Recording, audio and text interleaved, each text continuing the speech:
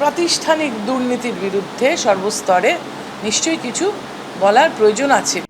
ভোটে তৃণমূলের ভরাডুবির পর একে একে মুখ খুলছেন দলের নেতা, বিধায়ক থেকে সাংসদ। আর এবার মুখ খুললেন বারাসাতে তৃণমূলের 4 বারের সাংসদ কাকলি ঘোষ দস্তিদার।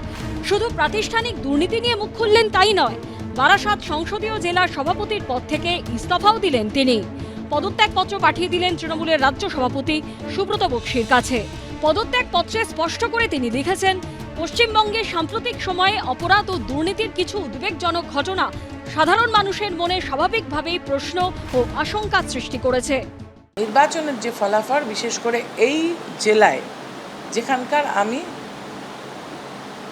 সাংগঠনিক সভাপতি, আমাকে কিন্তু তার দায়ভার নিয়ে নৈতিক অধিকার আমার আছে যে এটা স্বীকার করে নেওয়া যে নিশ্চয়ই আমারও কোনো ভুলভ্রান্তি আছে দল পরিচালনায়, যার জন্য এই রেজাল্ট হয়েছে। আর বিধানসভা ভোটে বিপর্যয়ের পেছনে আরও অনেক তৃণমূল নেতা নেত্রীদের মতো কাকলি ঘোষ দস্তিদারের নিশানাতেও রয়েছে তৃণমূলের ভোট কুশলী সংস্থা আইপ্যাক। হঠাৎ করে কোনো ভুঁইফোড় সংস্থা আসলো, তারা এসে ধমকালো। সবচেয়ে বড় কথা যে এইখানে বসে ধমকে যাচ্ছে।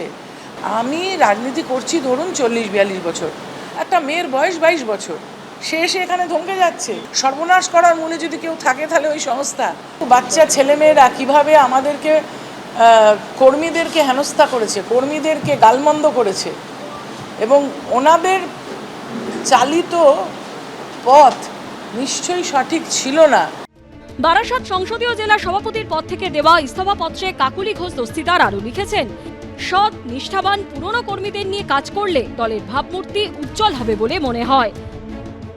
2011-এ ক্ষমতায় আসার পরে তৃণমূল কংগ্রেস তারা দলে এসেছে। কালীঘাটে দলের লোকসভা ও রাজ্যসভার সাংসদদের সঙ্গে বৈঠক করেন তৃণমূল নেত্রী মমতা বন্দ্যোপাধ্যায়।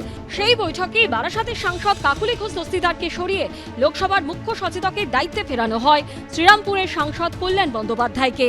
এরপর কাকলি ঘোষ দস্তিদার সোশ্যাল মিডিয়ায় পোস্ট করেন, 76 থেকে পরিচয়, 84 থেকে পথ চলা শুরু। 4 দশকের আনুগত্যের জন্য আজ পুরস্কৃত হলাম।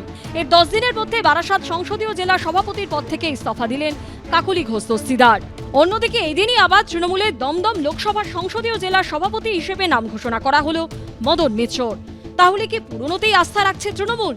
সমীরণ পালের রিপোর্ট, এবিপি আনন্দ। এবিপি আনন্দ, এগিয়ে থাকে, এগিয়ে রাখে।